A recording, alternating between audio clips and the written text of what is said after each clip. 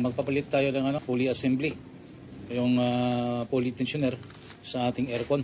Ang iba naman tawag na dito is idler pulley ng aircon. Ito guys, nag-order tayo online, made in Thailand. Yan, ito yung kanyang part number, MR958030. So ito yung pulley natin guys, aircon pulley. Ayan, ito guys. So ito yung kanyang assembly. Bago, mapapansin natin walang galaw. Wala. Yan, pag pinaikot natin, wala tayong maririnig na screech or tunog. Yan guys, swabe yung pag-ikot.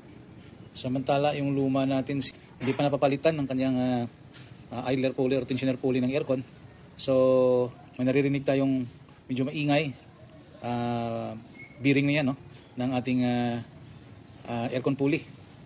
Kaya nga, ito genuine part. Ngayon, ang gagawin natin, babaklasin natin yan guys. Tapos ito lang yung ilalagay natin, ang kanyang pulley.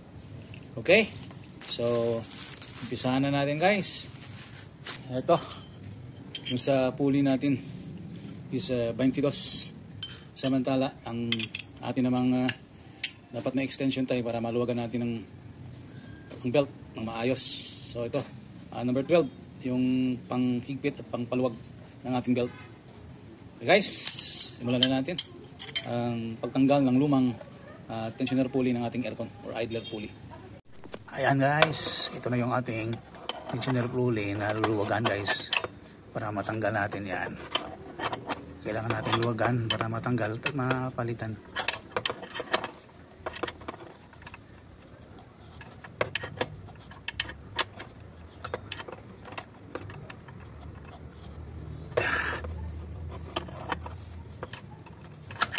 Mahirap kasi dun sa taas guys, dahil malaki yung kamay natin. Kaya yung ginawa natin, dito tayo sa ilalim ng luluwag para matanggal natin yan.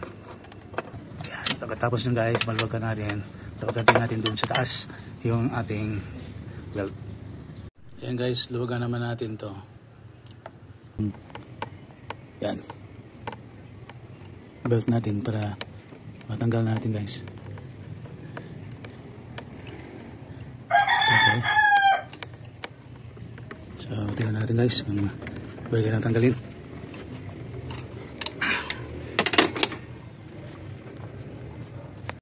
Okay yan guys. Natanggal na natin yung belt. Kunin natin sa ilalim. Okay guys, so ito na yung belt ng ating aircon. Tatanggalin natin para matanggal din natin tong ating pulley. Pulley lang yung papalitan natin guys. Yan. So ito na yung pulley natin. Ito.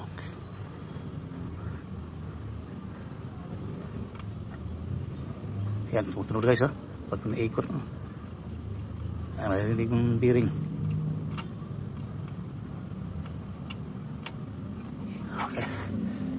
So tanggalin natin guys.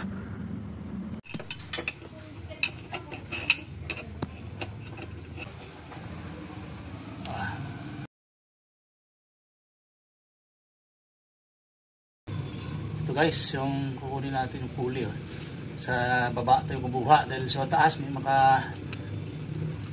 tama yung ating kamay dahil malaki.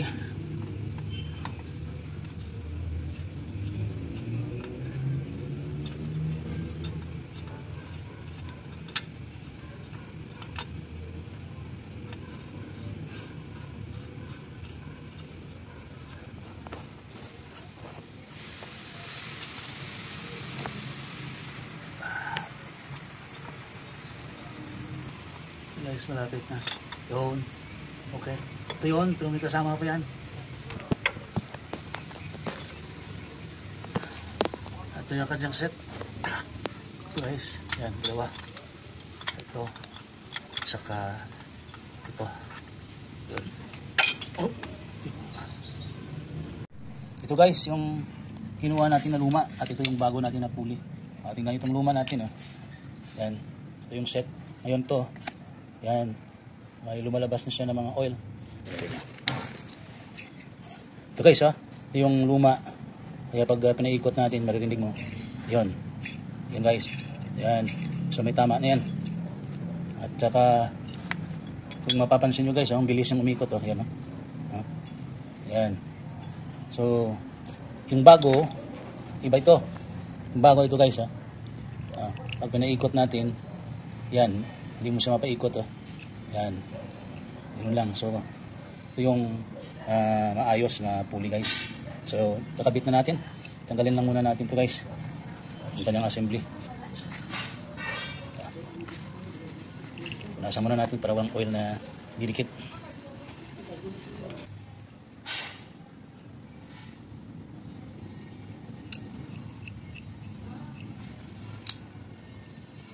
Yan.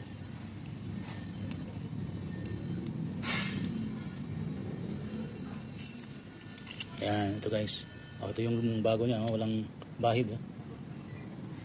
Saka sama natin to guys yung likod niya. Ito, iwan na lang natin. Yan.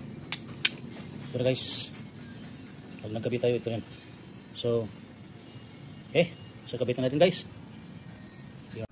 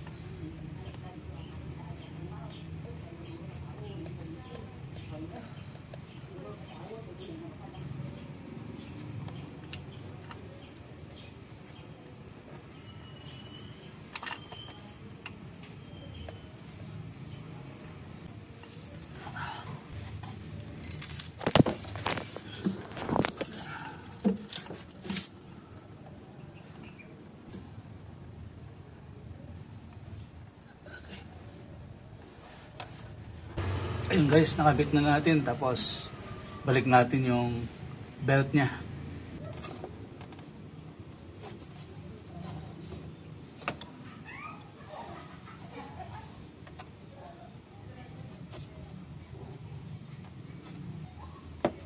Sapat siya na yun.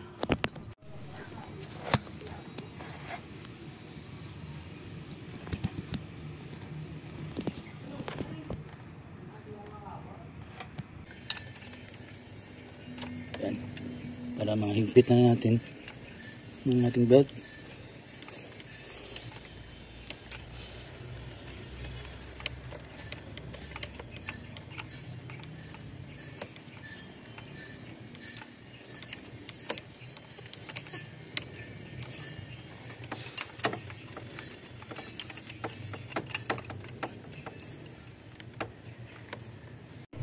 Yun guys, ito lang yung tension ng ating belt.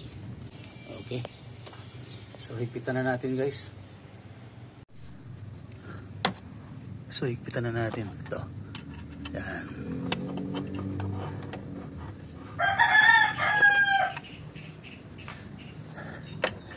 Guys.